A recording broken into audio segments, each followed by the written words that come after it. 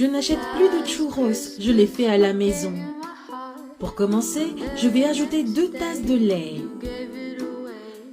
4 cuillères à soupe de sucre, une demi-cuillère à café de sel. Je vais également ajouter 2 grosses cuillères à soupe de margarine. Et je vais aussi ajouter une petite cuillère à café d'essence de vanille. Maintenant, je vais mettre le tout sur le feu. Je mets la poêle, j'allume le feu. Je vais remuer le tout. Quand le lait chauffe, je mélange le sucre, d'accord? Et bien faire fondre le beurre. Le beurre est déjà en train de fondre. Je vais maintenant faire une pause et attendre que le mélange se mette à bouillir. Les amis, le lait est déjà en train de bouillir, n'est-ce pas?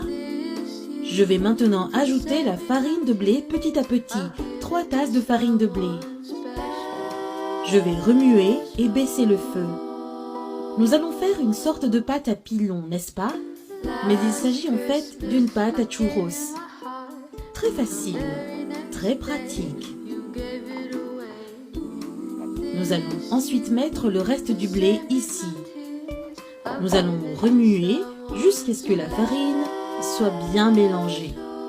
Et voilà, notre pâte ressemble à ceci. Elle s'est bien formée, toujours avec le feu allumé. Plus il est chaud, plus la pâte se forme rapidement. Maintenant, je vais éteindre le feu et mettre la pâte dans le mixeur. D'accord? Je vais maintenant ajouter 2 œufs.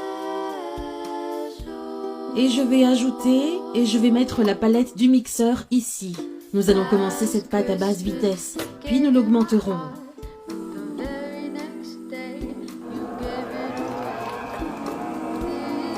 L'œuf, les amis, c'est juste pour faciliter la préparation de la pâte, n'est-ce pas? Pour que la pâte soit lisse, pour qu'elle soit belle au moment de la façonner. Cette pâte est déjà bien mélangée, elle restera ainsi. Je vais maintenant la retirer. Je vais prendre l'excédent qui est resté ici, d'accord? Je vais ensuite prendre la pâte et la mettre dans ce bol. Elle se froisse un peu, c'est comme ça les amis, d'accord? Parce qu'elle est encore chaude, puis en refroidissant, elle devient très ferme. Alors je mets ma pâte ici, d'accord?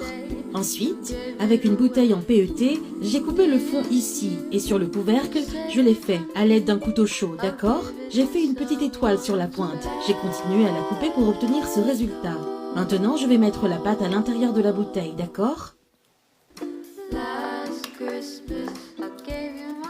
Je la mets de façon à ce que lorsque je la presse, elle ne sorte pas par le haut. Maintenant, je vais venir ici. Je vais le presser ici. Ici, j'ai un fil de nylon. La casserole contient déjà de l'huile, n'est-ce pas? Et je la serre. Regardez comment ça sort. Je viens ici sur la ligne, c'est tout.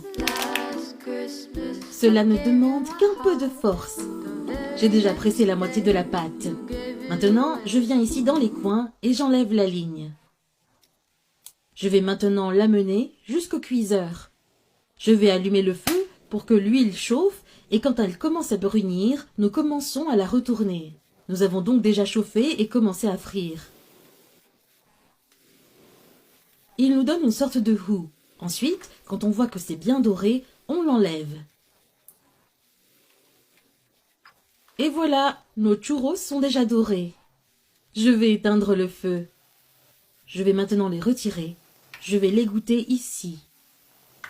Je les mets ensuite sur du papier absorbant.